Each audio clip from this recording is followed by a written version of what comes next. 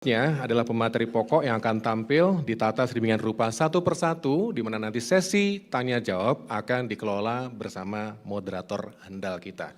Nah, untuk pemateri pertama akan membawa sorotan fokus pada revitalisasi hukum adat dalam sistem hukum nasional.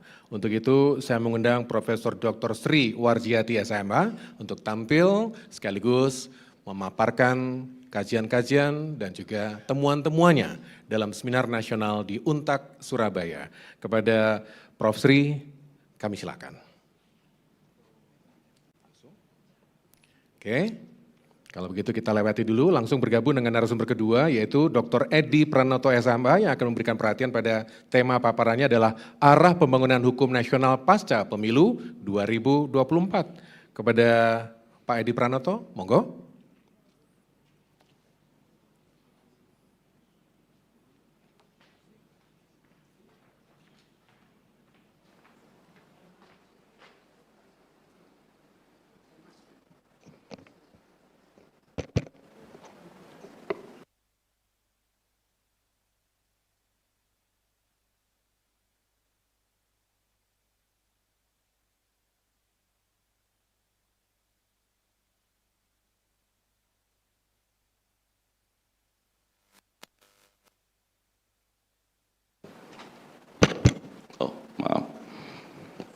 Bismillah.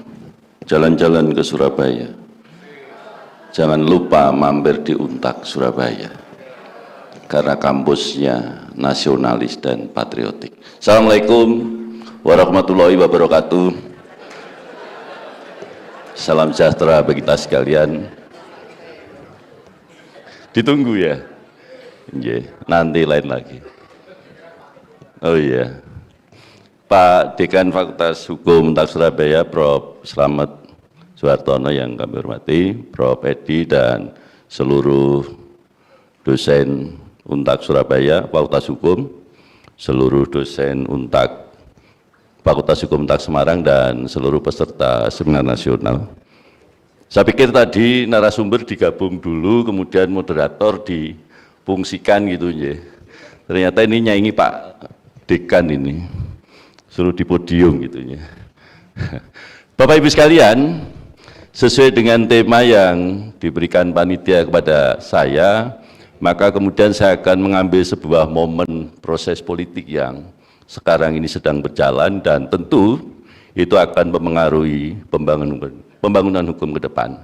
Maka kemudian topik yang kemudian saya ambil dalam seminar nasional ini adalah bicara tentang arah pembangunan hukum nasional berbasis Pancasila pasca pemilu 2024. Karena ini penting. Bapak Ibu sekalian, ketika kita bicara pembangunan hukum, pasti kita akan bicara siapa nanti yang akan mengelola negara ini. Pasti. Kita tidak mengenal GBHN dalam proses penyelenggaraan pemerintahan sekarang ini, maka kemudian acuan yang dipakai untuk mengetahui kemana arah pembangunan hukum, ya visi misi yang disampaikan oleh para pasangan calon. Namun kemudian bagaimana proses itu bisa dilakukan, maka akan saya mengawali dengan arti pentingnya kedaulatan rakyat dalam kehidupan berbangsa dan bernegara, bahwa pemilu adalah sarana konversi kedaulatan rakyat yang diatur dalam Undang-Undang Dasar. Bapak Ibu, ketika kita bicara pemilu, maka kemudian kita bisa membedakan antara pemilihan umum dan pemilihan kepala daerah. Karena landasannya beda, di pasal 22 dan pasal 18. Rezimnya beda. Maka pemilu tahun 2004 ini nanti, kita akan melaksanakan 2 kali pemilihan umum, yang dasarnya juga berbeda. Tanggal 14 Februari nanti tentu kita semua sudah paham. Oh.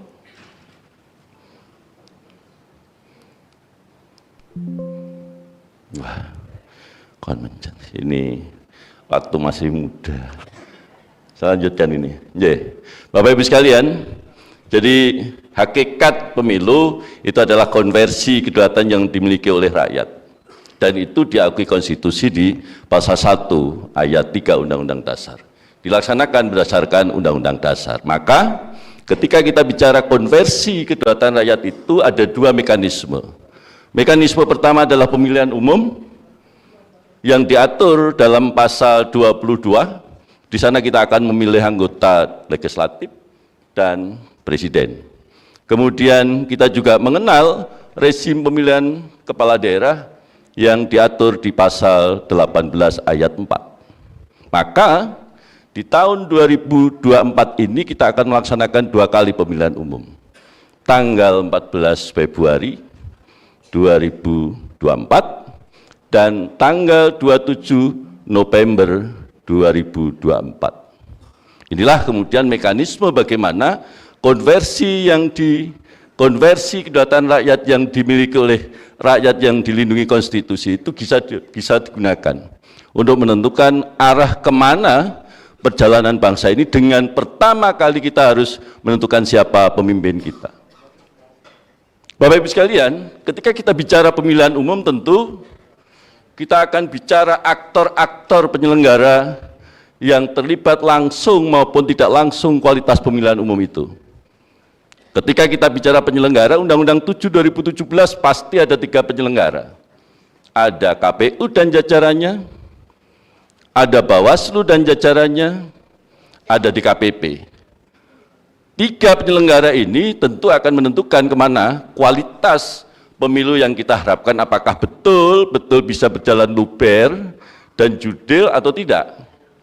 Selain penyelenggara pemilu, tentu kualitas pemilu juga ditentukan oleh peserta pemilu. Dan yang tidak kalah pentingnya adalah pemilih. Bapak Ibu paham betul bagaimana secara sosiologis kita bisa melihat tetangga kanan kiri kita. Ketika kemudian harus menyerahkan KTP, KK misalnya untuk mendapatkan beras 5 kilo, minyak 2 kilo, tapi itulah realitas. Realitas yang kemudian bisa kita lihat dengan kasat mata, yang itu pasti akan mempengaruhi kualitas pemilu kita. Apalagi masyarakat-masyarakat yang ada di daerah-daerah yang sangat luar biasa, ya seneng untuk 5 kilo. Kemudian Bapak Ibu sekalian, kualitas pemilu juga 3 aktor tadi akan menentukan kemana pemilu yang akan kita harapkan bersama. Dan ini menjadi tugas kita semua untuk bagaimana mewujudkan pemilu yang berkualitas sesuai dengan harapan kita semua, amanat konstitusi kita. Kalau kemudian saya mencoba mengambil pendapat The Economic Intelligence Unit, sebuah lembaga periset yang kemudian di tahun 2022 kemarin mengeluarkan peringkat demokrasi, indeks demokrasi dunia. Alhamdulillah Indonesia masih pada peringkat di 54 dari 167. Padahal kita sudah melaksanakan proses demokrasi pasca reformasi, dia sudah luar biasa. Biaya yang kita keluarkan untuk proses demokrasi ini luar biasa. Bapak Ibu kalau kemudian bisa menghitung berapa besaran biaya untuk pilpres ini nanti, ya kira-kira 100 triliun lah, lebih. Karena kalau tidak salah melihat data, KPU itu 87